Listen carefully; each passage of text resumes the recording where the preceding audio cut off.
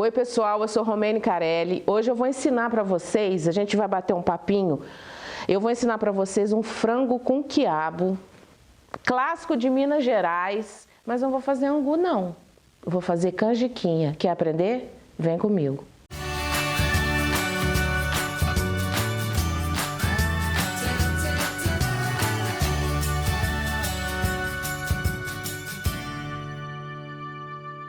Oi pessoal, vamos embora fazer um franguinho com quiabo bem legal, bem gostoso? Mas eu vou dar umas dicas para vocês, vou conversar um pouquinho sobre o frango com quiabo. Mas Minas Gerais tem um hábito, né, de ter o frango com quiabo e o que guarnece o frango com quiabo, que vem junto com ele, sempre um angu. E a gente vai conversar sobre isso, vou falar de algumas diferenças, mas eu não vou fazer angu não. Eu vou fazer um frango com quiabo e canjiquinha. Canjiquinha. Eu vou contar e eu vou contando para vocês as histórias. Mas vamos parar de conversa fiada e vamos logo fazer, né? Porque esse preparo é um preparo que tem que ter um pouquinho mais de calma, tá? Olha, eu já peguei uns pedaços de frango. Tá? Esse frango ele tá temperado, não tá com sal, porque eu deixei ele marinando um pouco. Ele tá no tempero, botei alho, deixei ele com um pouquinho de folha de louro, os temperos que eu gosto, tá? E o sal a gente acerta aqui na panela. Caldo de frango que tem aqui, que vocês já sabem fazer, caldo, porque, né, o processo, lembra do caldo de peixe? Se você não viu, vê, porque serve para um monte de coisa. Botei um pouco de óleo ali para aquecer, para eu dar aquela refogada legal no frango, para ele ficar mais douradinho. Sobre a canjiquinha ela é conhecida, é uma quirera, né, de milho. É um milho quebradinho, né, um milhozinho quebradinho. Ela tem diversos nomes, assim, olha, em alguns lugares é conhecida como muxá, como xerém, lá para o lado do Nordeste Norte, pela égua. Por que eu decidi fazer canjiquinha? Porque assim, primeira coisa, canjiquinha tem alguns ingredientes da cozinha que eles são mal utilizados, mal aproveitados, vamos dizer assim. Exatamente por falta de conhecimento, por falta de ter receitas que nos ajudem a pensar a respeito disso. Quando a gente fala de canjiquinha, as pessoas automaticamente lembram, né, de canjiquinha com costelinha.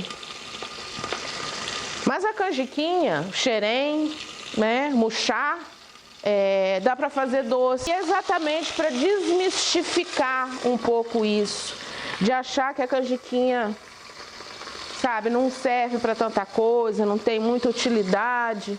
E não é bem assim, tá? O ideal da canjiquinha, a gente pega a canjiquinha, dá uma lavada, lava a canjiquinha e depois deixa de molho de um dia para o outro. O ideal é de um dia para o outro. Mas se não for possível, pelo menos 1 hora, 2 horas antes de você começar a sua preparação. É legal, porque você já vai... É um milho quebrado, então você já vai dando uma amolecida na coisa, para não demorar tanto tempo assim no fogo para fazer, tá? Sobre o frango com quiabo, a gente sabe que é Minas Gerais e que representa bastante Minas Gerais. Mas por quê? Por que o frango com quiabo? Aqui, ó, isso aqui é uma pele de frango que eu vou retirar depois, mas eu vou botar ela ali para refogar, porque ela dá um saborzinho. O que acontece? Eu uso menos gordura para refogar o frango e eu já tenho um sabor aqui da pele, mas depois eu tiro, tá? Eu vou botar porque isso ajuda, inclusive. Ó, enquanto a gente está ali esperando um pouquinho o frango, eu vou falar um pouquinho disso. Porque o frango com quiabo, ele tem a origem assim, como A gente não consegue muitas coisas, a gente não consegue saber exatamente quando, onde, por que quem inventou. Mas se sabe, o frango com quiabo, ele tem a comida mineira, a nossa comida de uma maneira geral, mas o frango com quiabo ele tem muita influência da mão portuguesa, né? Dos ensopados portugueses, né? Os portugueses, uma das coisas que os portugueses deixaram assim dentro da nossa culinária foi essa questão dos ensopados. Português tem muito essa coisa dos ensopados, de sopa, de caldos, de coisas ensopadas. Então, desta influência dos portugueses em Minas Gerais, se sabe que o frango com quiabo, ele tem assim uns registros de mais ou menos do século XIX, porque era exatamente quando Minas Gerais começou a ter dificuldades para conseguir outros produtos vindos do Rio de Janeiro, vindos de São Paulo, até mesmo da Bahia. Então houve um período que era difícil conseguir que os produtos chegassem a Minas Gerais. Outros, né? E o frango com quiabo eram coisas fáceis para os mineiros, eram coisas fáceis, porque a gente sabe que as pessoas quando tem um terreno, elas plantam as coisas, elas criam galinha, né? As pessoas na roça, por exemplo, têm galinha. Então são coisas que eram fáceis, que tinham a terra. Com essa influência dos portugueses, eles criaram o frango com quiabo, né? A questão do angu, que os mineiros gostam, ela veio um pouco depois, porque a influência portuguesa no guarnecimento das comidas com caldo, né, dos ensopados, era de farinha de mandioca. Ah, mas farinha de mandioca, sim, se a gente for pensar em toda uma estrutura, as viagens dos portugueses, né? Tanto que farinha de mandioca é uma coisa que hoje em dia não, já há bastante tempo, mas em Portugal é muito comum, eles chamam de farinha pau. Em Portugal, a farinha de mandioca se chama farinha pau, pela estrutura da mandioca mesmo, né? Então chama de farinha pau. Então o que guarnecia esses ensopados todos era farinha de mandioca, onde costumeiramente se fazia um pirão. E aí foi levando a mão, depois de Minas Gerais, colocando o angu para guarnecer. Veja bem, o angu, as pessoas às vezes, sempre acontece algum tipo de discussão que o angu tem que ter tempero, não. Em Minas Gerais, o angu é fubá e água, ele não tem tempero nenhum, ele não leva sal, nada. Exatamente para ele ser uma base neutra, para segurar os temperos do ensopado que vem, para não se sobressair. É uma guarnição, é aquilo que vai guarnecer o frango com quiabo ou outras preparações que eles possam fazer, mas não tem. Se a gente for para São Paulo, eles vão chamar de polenta, mas a polenta é diferente. A polenta ela tem tempero, se finaliza a polenta com manteiga, que a gente pode um dia, vamos fazer uma polenta para a gente mostrar como é que é. Mas Minas Gerais é um angu simplinho, fubá e água, tá? E eu, claro, que eu vou subverter as coisas e vou fazer com canjiquinho. Ó, refogar bem, deixa ficar bem douradinho o frango, tá? Bem douradinho. Eu vou botar um pouco de cebola, que a cebola inclusive ajuda a dar cor no frango, não pode deixar a cebola queimar, tá? Mas ela ajuda a dar um colorido.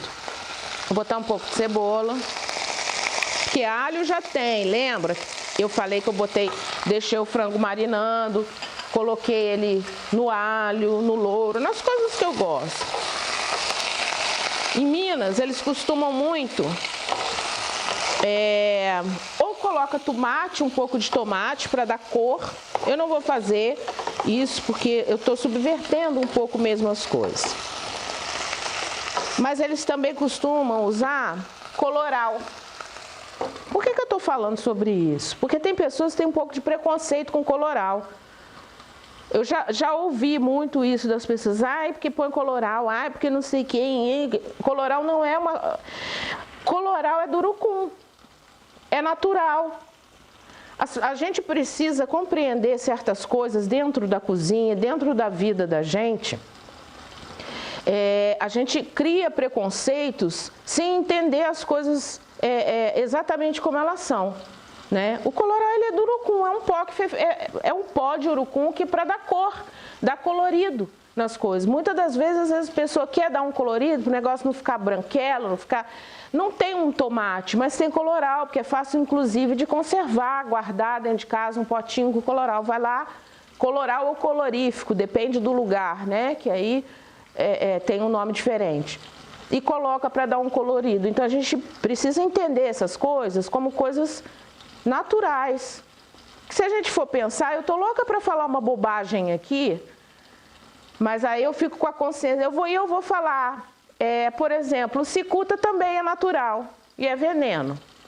Então, sabe, a gente precisa antes de pré-julgar alguma coisa, achando que aquilo ali não é legal, e entender aquilo, tá? Então eu quis falar porque muitas das vezes os mineiros usam sim o coloral para dar uma corzinha.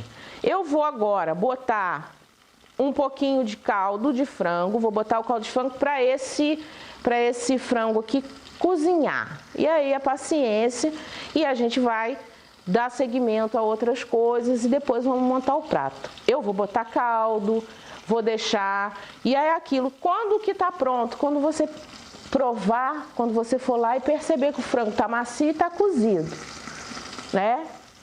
Toma conta, curte. Ó, caldo de frango que eu fiz com as carcaças desse frango que eu destrinchei, tá? Com aquelas cascas de cebola, de cenoura.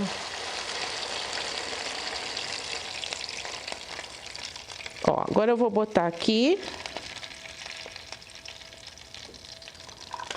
E eu vou deixar esse frango cozinhar. E daqui a pouco a gente vai estar na sequência da canjiquinha e do quiabo. Bom? Vou botar um pouquinho de sal já, para dar uma adiantadinha no sal, para enquanto tá fervendo, ele já ir pegando um gostinho, porque a gente quando deixa coisas para marinar, frango, carne, a gente não deve botar sal. Porque primeiro que você vai romper as fibras dessas carnes com sal. O sal desidrata. Sal a gente acerta na panela. Porque sal é uma coisa assim, eu sempre digo que na cozinha tem jeito para quase tudo. Só não tem jeito para comida queimada e comida salgada. Sal a gente acerta na panela. Agora a gente vai deixar esse frango cozinhar e vai dar sequência no nosso pratinho, tá bom? Enquanto o nosso frango está cozinhando, eu vou fazer outra coisa. Eu vou passar o quiabo. O quiabo já está cortadinho, bonitinho. Tem uma coisa que eu gosto, é essa dica que eu quero também dar para vocês. Deixei uns aqui para depois fazer ficar bonitinho, para poder botar no prato. Olha, sobre o quiabo é o seguinte. Tem gente que fala assim, ai, eu gosto de frango com quiabo, eu gosto não sei o que, mas eu não gosto de baba de quiabo. Gente, olha, eu respeito as pessoas, mas quiabo tem baba, tá? Agora, se para comer quiabo precisa tirar a baba, ok, eu prefiro que comam o quiabo. Então, vou dar uma dica para vocês, o pessoal que não gosta de quiabo. Tem várias coisas para ser feitas, para tirar a baba do quiabo. Botar o quiabo, botar um pouquinho de vinagre, de limão, quando está refogando o quiabo. Deixar o quiabo um pouco de molho na água com vinagre, mas eu gosto dessa daqui, inclusive porque eu dou não é bem defumar, porque seria incorreto se eu falasse que eu vou defumar o quiabo. Mas eu vou passar o quiabo na chapa, ele dá uma tostadinha, ele fica com um gostinho defumado. Aqui azeite, que eu sou a moça do azeite, né? Que eu gosto de cozinhar com azeite, um pouquinho de azeite. Eu sempre vou falar de parcimônia com gorduras, tá? Eu não gosto de nada assim. Te deixa aquecer um pouco. Quiabo já está higienizado, cortadinho, deixar aquecer ali. Aí o que eu faço? E isso vai ajudar, inclusive, ele já está, porque eu não. Quanto mais a gente manipula o quiabo, mais ele solta baba. Então a gente tem que trabalhar ele o menos possível, assim, se não quer que fique com baba. Aqueceu um pouco, eu vou colocar o quiabo aqui. Eu quase que vou meio fritar o quiabo. E aqui é paciência também. Tá? É paciência também. Os quiabos voando.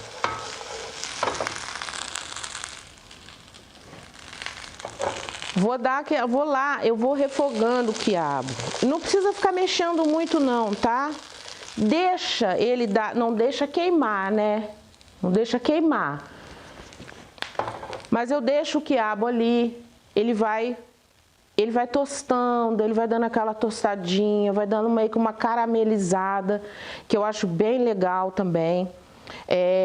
E aí eu vou mexendo devagar, vou mexendo. Como é que eu vou perceber que o quiabo tá sem baba? À medida que você vai mexendo na frigideira, você vai notando que chega uma hora que você mexe, ou você, sabe, cuidado para não se queimar, mas você vai encostar o dedo assim, ou você vai ver que não tem mais baba. Não tem. Porque o calor, que quando a gente mexe aqui, a gente vê que tem uma babinha ainda. E a gente vai tostando ele, vai mexendo devagarzinho. Essa tostadinha confere um gosto gostoso, um saborzinho gostoso no quiabo. Eu posso colocar para ajudar, que você fala, tá soltando fumaça, vai queimar, não vai queimar nada. Queima para tomar conta dos negócios. Botar um pouquinho de sal, porque o sal ele desidrata, ele começa a desidratar os alimentos e ele vai fazer soltar um pouquinho d'água do próprio alimento. E isso vai me ajudar nesse refogado e nesse processo de tirar a baba. E sempre, as pessoas acham que não, as coisas na cozinha têm som. O quiabo começa a fazer, ele meio que chora. Tipo assim, tô perdendo minha baba. É meio assim, E aí daqui a pouco a gente vai perceber, olhar aqui e vai ver que ele vai parar. É claro que assim, eu não vou tirar toda a baba do quiabo porque eu até gosto. Eu gosto. Mas a gente já começa a olhar, já começa a perceber que ele, quando você mexe, né, já não solta tanta baba. Ele já tá assim bem tostadinho, bem douradinho assim, Isso aqui que é legal. E ele já tá praticamente sem baba. Isso aqui, deixa eu desligar aqui. E tem outra coisa. Se você for fazer outro tipo de preparação e gosta do quiabo, eu gosto de quiabo crocante, tá? Mas esse aqui, ele depois, quando tiver tudo no jeitinho, na finalização do frango, eu vou jogar ele dentro do refogado, do ensopado, para dar aquele entranhada nos sabores e tudo ali ficar direitinho. Mas aqui, o quiabo não tá cru, não. Ele não tá cru, ele tá tostadinho. Como é que eu sei? Come, prova. Tá ótimo. Crocante, cozidinho, bem legal, tá? Então, do quiabo, foi. E aí, a gente vai partir para a canjiquinha, enquanto estamos finalizando todas as coisas. Então, agora a gente vai para a canjiquinha. ou murchar, ou xerém, ou pela égua. Uma coisa importante dessas questões de milho, né, de fubá e tudo isso, a gente não pode deixar, a gente tem que entender, tem que cozer bem, para não ficar com gosto de milho cru, né, de fubá cru, de coisa crua. Aqui, na nossa canjiquinha, a gente também leva um tempinho, né, ali mexendo. Qual é o segredo dessas coisas? Você vai perceber que não está com gosto de cru e você começa a ver o fundo da panela, tá? Ó, azeite, essa mocinha do azeite, um pouquinho de cebola, tá? Só um tiquinho, aquela cebola que eu usei no frango, eu deixei um pouquinho aqui.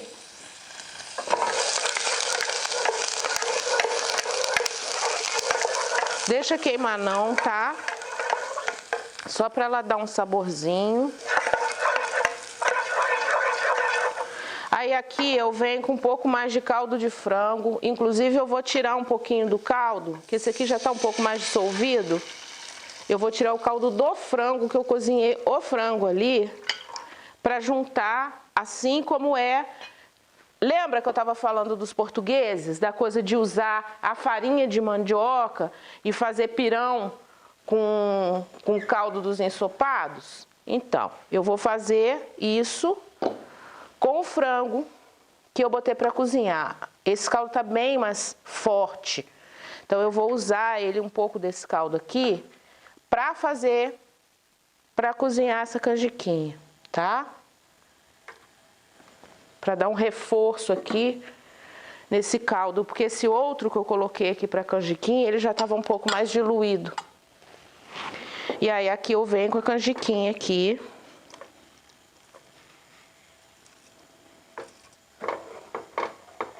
Precisa ter medo de empelotar as coisas não, tá, gente? Porque isso aí não é assim, não. Lembra que eu falei para vocês o seguinte: a canjiquinha, você pega, você lava, dá uma lavada na canjiquinha, numa peneira, depois deixa ela de molho. Se você, só para relembrar, o ideal é deixar da noite para o dia. Ah, eu esqueci, eu quero fazer, não tem problema, mas pelo menos 1 hora ou 2 horas. Eu acho essas coisas importantes e interessantes, porque assim, tem coisas que você fala assim, amanhã eu vou fazer uma canjiquinha com costelinha, vou fazer essa receita aqui do frango com quiabo e canjiquinha. A cozinha, ela precisa de um pouquinho de planejamento e organização. Então, às vezes eu percebo pessoas ficam um pouco atarantadas na cozinha, meio perdidas, mas as coisas elas precisam de um planejamento. Se você para pensar, eu vou botar a canjiquinha de molho, você põe, cobre, prepara as coisas com antecedência, deixa tudo cortado, preparadinho. A gente falar nisso, eu me lembrei aqui, qualquer dia a gente vamos fazer um vídeo sobre mise en place, explicar essa coisa da organização da cozinha? Aprovado. Faremos.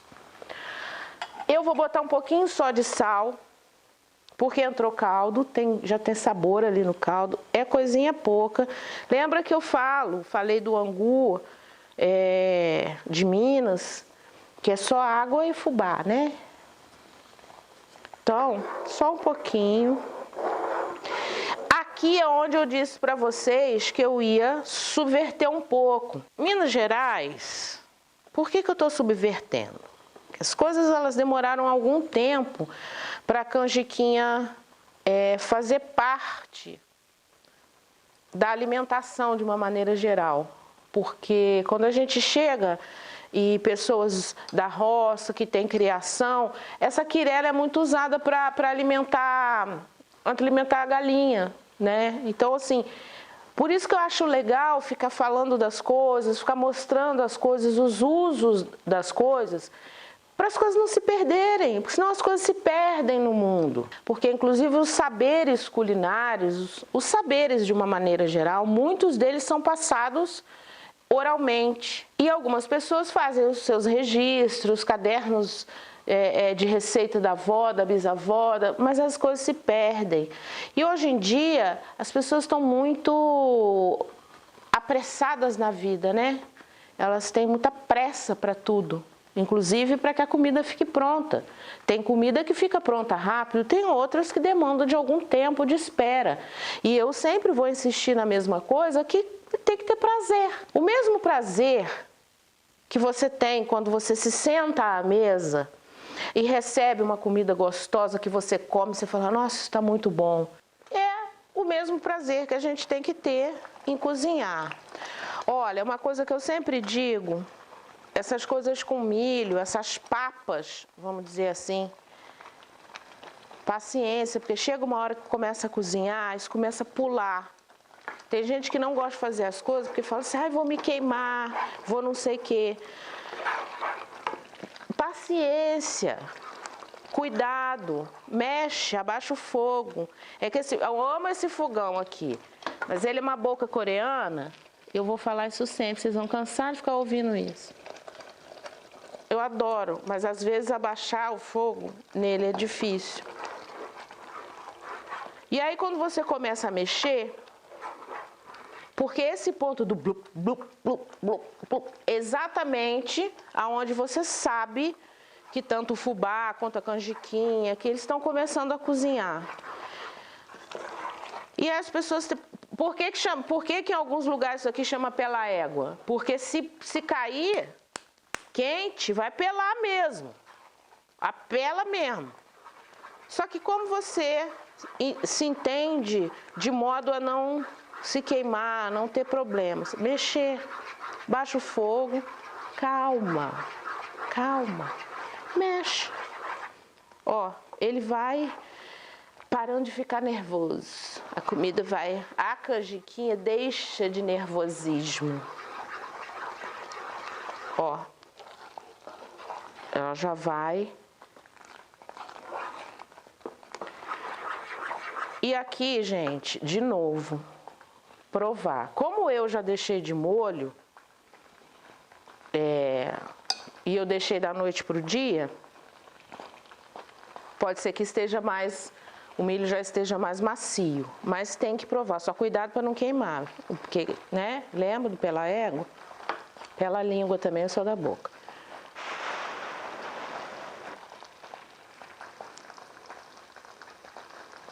Ó, tá bem macio, bem gostoso, bem gostoso.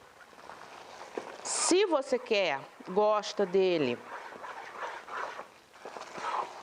mais molinho, bota mais um pouquinho de caldo aqui, deixa ele se assentar, mas ele já está macio. Você come, você não sente gosto de cru, você vê que o milho quebradinho, ele está cozido, não tem nada duro. Eu vou colocar um pouquinho mais de caldo. Só para ele ficar mais... Eu gosto da coisa mais cremosa, um pouco assim. Tem gente que já gosta dela mais firminha. Isso é gosto. É a gente que dá o ponto, a gente que dá assinatura nas coisas aqui. Então, como já tá bom, eu só tô dando mais uma fervidinha. Meu frango tá legal. Meus quiabos, que vocês viram que a gente deu aquela torradinha no quiabo, tá pronto. O que eu vou fazer aqui agora? Eu só vou dar uma levantada agora para ele dar aquela... Ó, ó. Isso, secar esse um pouquinho mais dessa água que eu coloquei agora, desse caldo que eu coloquei agora, tá? E aí, eu vou...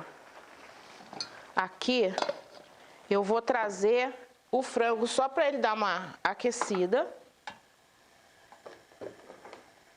E o que eu vou fazer? Lembra que eu falei para vocês? Passei o quiabo para poder tirar aquela baba. A gente tem que lembrar o seguinte, o quiabo é uma cadeia de proteína, né? É uma cadeia de proteína onde ali no meio a baba é uma formação que faz... A baba é como se fosse uma água ali dentro do quiabo. Existem muitas histórias acerca do quiabo, né? Que é meio... Porque o quiabo ele é felpudinho, né? E existem alguns contos, algumas histórias diz que é a proteção do quiabo. Tanto se tem um quiabo mais velho, né, vamos dizer assim, um quiabo mais velho, ele espeta você. Os quiabinhos mais novos não, eles são mais macios. As pessoas às vezes falam assim, como é que escolhe quiabo? Aí tem sempre alguém que fala assim, que é para ficar quebrando a ponta do quiabo. Não faz isso não, gente, porque aí fica um monte de quiabo sem ponta.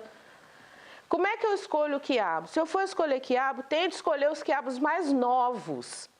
Os menores, mais novinhos. Se você pegar o quiabo, assim, você vai sentir que o quiabo está macio e novo. Quiabo velho, que é duro, fibroso, quando você pega no quiabo, você já sente. Você sente pelo toque que o quiabo não está bom e que ele vai estar fibroso, tá? Mas se eu não tenho possibilidade de escolher o quiabo, aí só Deus sabe o que vai acontecer. É contar com a sorte. E com quem fez aquelas bandejinhas, que tenha colocado bons quiabos. Frango já ficou mais ou menos para cozinhar uns 25 minutos. Porque você dá aquela boa refogada, né? Porque aí você já tem o douradinho e tudo, caldo, uns 25 minutos. Fiz o quiabo na frigideira para dar aquela tostada, tirar um excesso de baba. Agora eu vou voltar com esse quiabo, vou botar o quiabo aqui dentro do frango para poder dar aquela...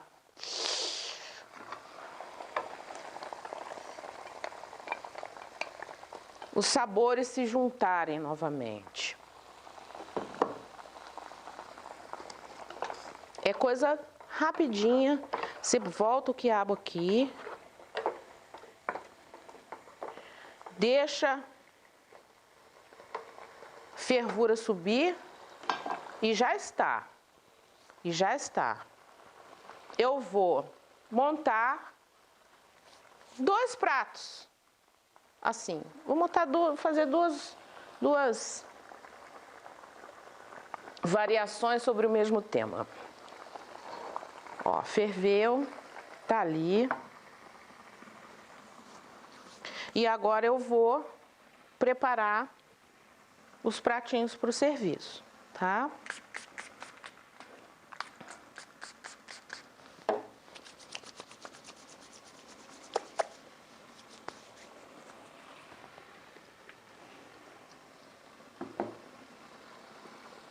Vou usar aqui a minha concha que eu usei para pegar o caldo.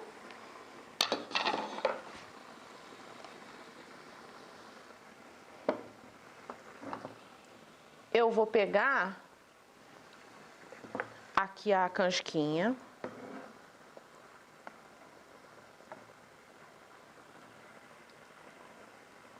Botar a canjiquinha aqui no fundo.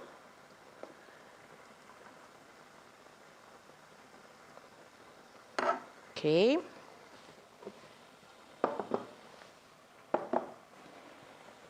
Desligar o fogo aqui do quiabo para eu poder agora trabalhar o frango e o quiabo. Vou pegar um pedaço do frango, escolher um pedaço aqui, vai ficar bonito.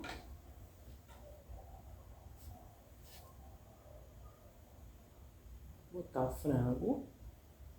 O importante é que a gente consiga ver as coisas, enxergar as coisas que a gente tem no prato, tá? Eu sempre falo isso, né? Mas eu vou continuar falando mesmo. Vou pegar aqui agora uns quiabinhos, que aí eu venho com o quiabo e o caldinho, ó, pra dar aquela umedecida na canjiquinha.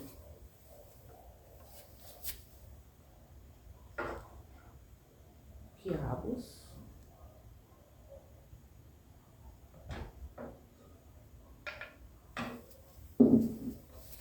Botar uma salsinha. Fica a critério, tá, gente? Vou botar só pra dar uma corzinha aqui. Não quero interferir em muita coisa, não. Que eu tenho um serviço. Aí agora, é aquela coisa assim, eu sou daquela pessoa que eu gosto muito de comida afetiva, vamos dizer assim, e simples, e essas coisas que são gostosas, são coisas que remetem pessoas a histórias familiares, inclusive, né? Mas a gente também pode elevar o nível da coisa com muita tranquilidade, sem precisar. Tô com esse prato bonito aqui, mas se tiver um prato fundo, olha, a cumbuquinha ficou linda, que eu adoro. Aí agora eu venho aqui de novo, vou pegar um pedaço de frango. Os pedaços de frango que sobraram aqui estão enormes. Vou pegar essa coxa. Aqui. Aí agora, de novo, vou catar os quiabinhos aqui.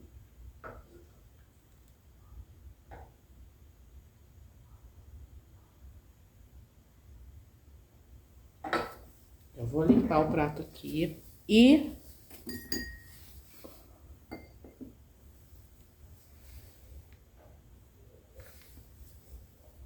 aquele quiabo queimadinho, que eu deixei uns pedaços aqui para dar uma queimada no quiabo, para poder. Não tem nada demais, sabe? Nada.